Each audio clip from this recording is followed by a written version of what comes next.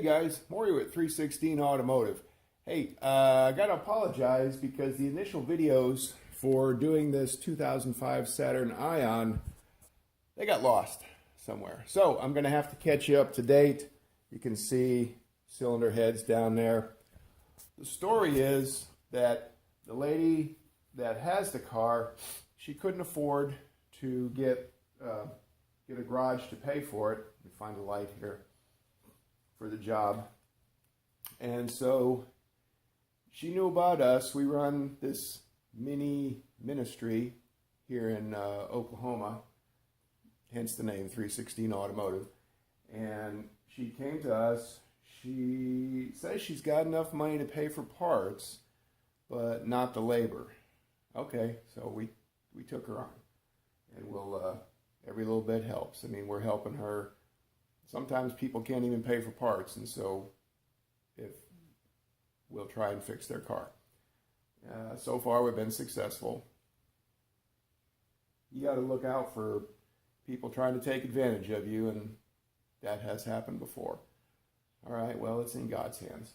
So, all right.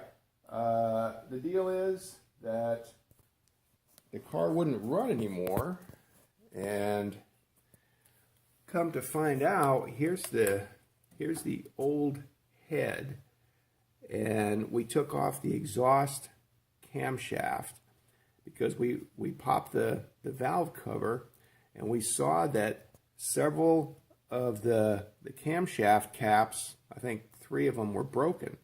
Well, that's odd. And we got to looking at it, so we looked at the bottom of those caps, the inside. Let me just put this down. We looked at the inside in the journal, and man, these journals are all gnarly. There's like melted metal, a lot of grinding.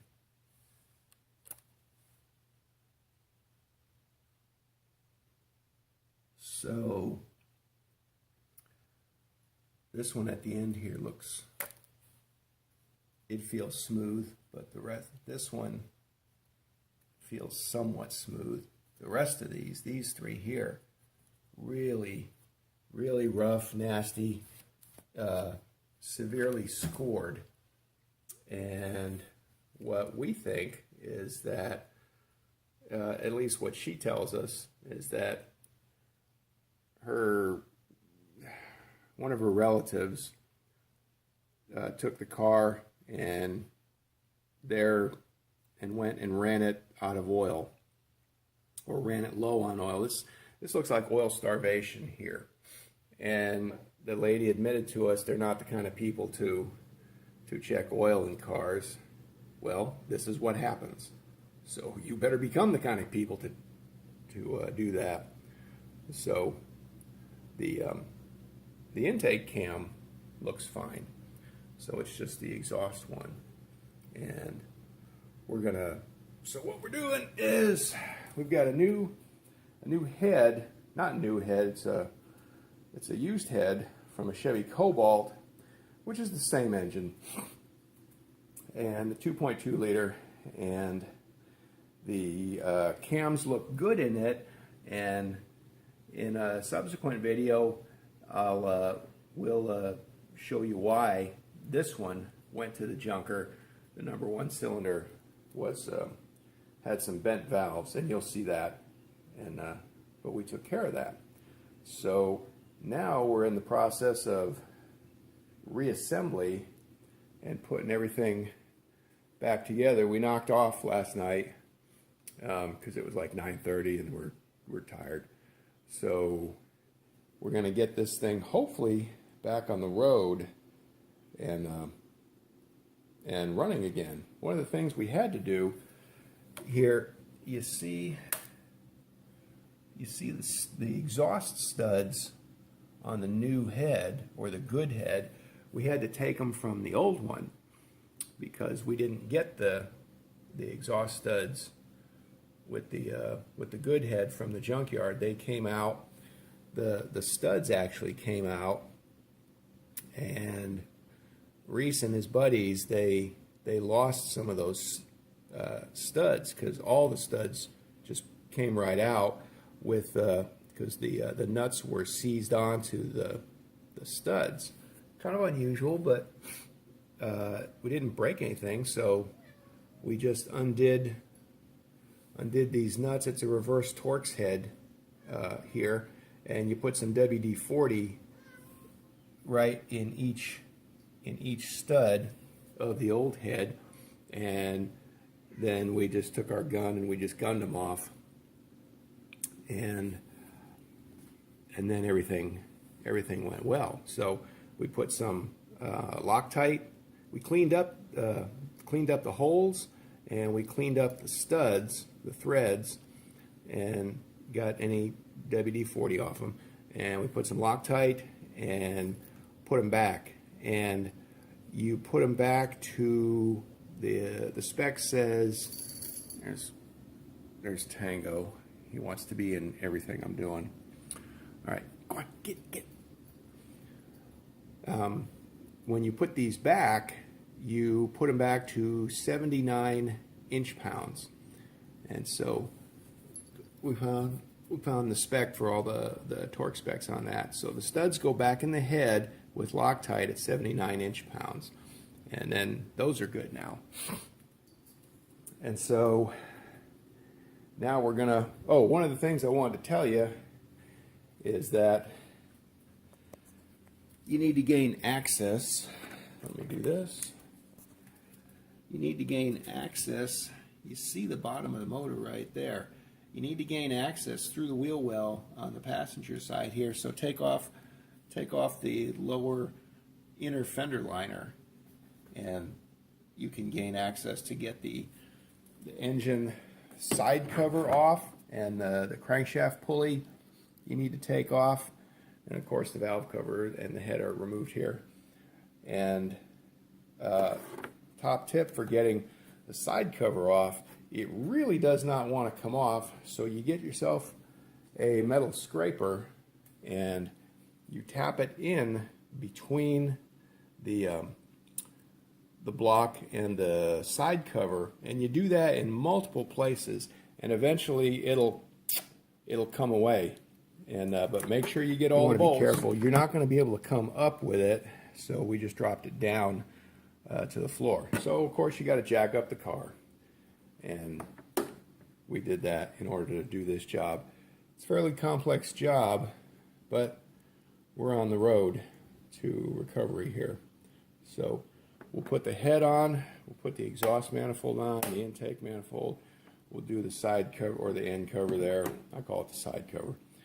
And we've already done the timing. We've set the crankshaft and the sprockets, and I'll go over that in another video with you.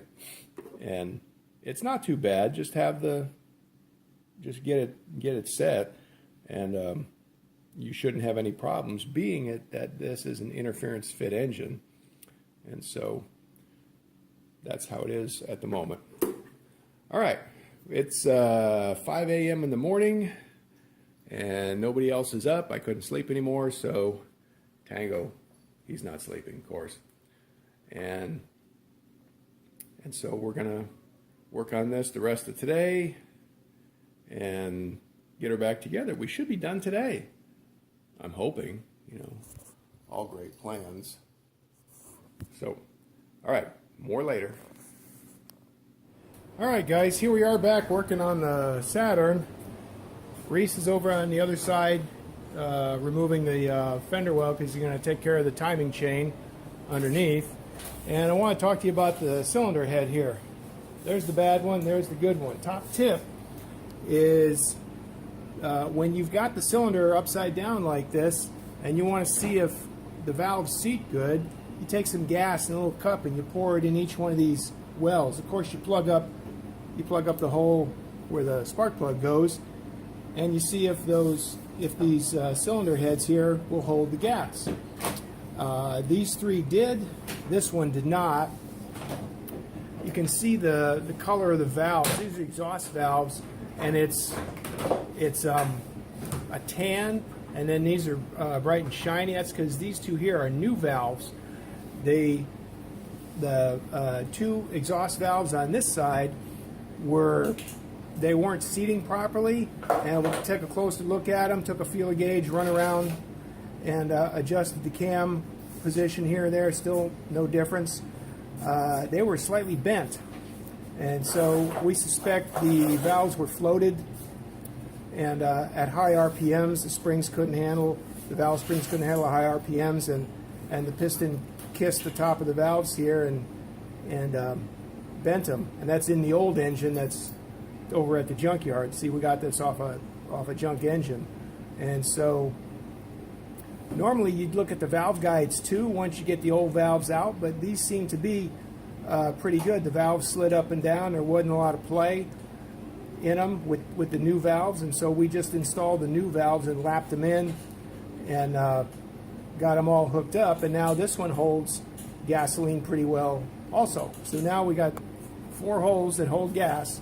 And so we've sanded the top of the head here with some fine, or the bottom of the head here with some fine sandpaper, and we just use a block of sandpaper like that and a straight edge and a feeler gauge, and it was all pretty good. But we did it anyway just to have a better feeling about it. And the parts came in today, so we are getting ready to get this thing at least started back on the road.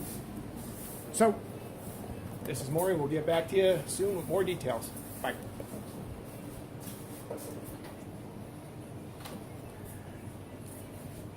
You see that pulley right now that Reese has got his hand on? That's the tensioner. We didn't have a tool to get that off, so we got underneath it, used a floor jack and a pipe.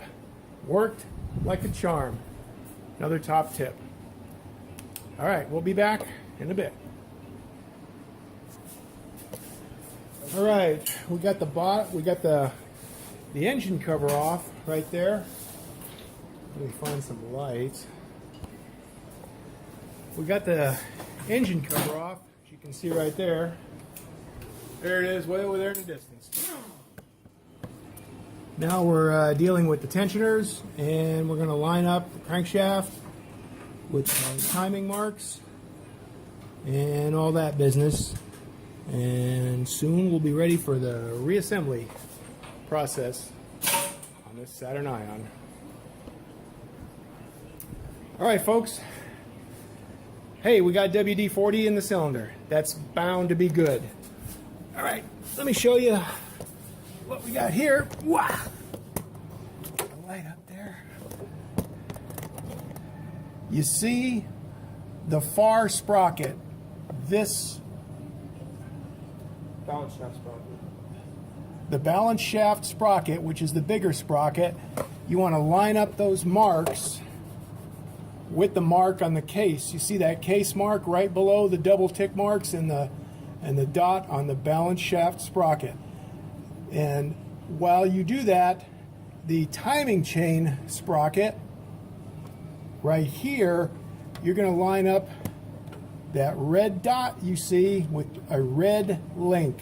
You're going to center the red link on the red dot, and they're going to go together, so if you get one, you should get the other, but you want to line everything up. We've got a manual here. It tells us to do that, so that's all good. So now we're going to go back upstairs.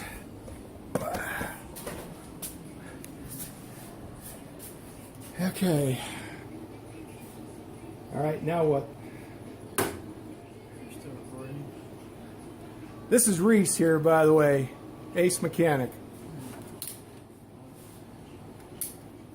All right, I'm going to turn it off. Okay. Here's a top tip, guys. You want to get a razor blade, which we've already done, and you want to clean the head of the block as much as you can, and then take a Scotch-Brite with some WD-40 and go over it to get it as nice as you can. Get off all the residual, any carbon deposits you see, any dirt, schmutz, anything like that. There's some right there. I got it. Oop, got it off. All right, good. So you want that as clean as you can be for your new gasket. And then, of course, new head bolts. And this Saturn Ion, it's the same engine as the Chevy Cobalt. So, FYI with that. All right. Remember I told you about those marks just a minute or two ago? That means that your number one piston is going to be a top dead center, which it is. So, and actually, you know, the number 4 piston also, but this is the one that you're concerned with.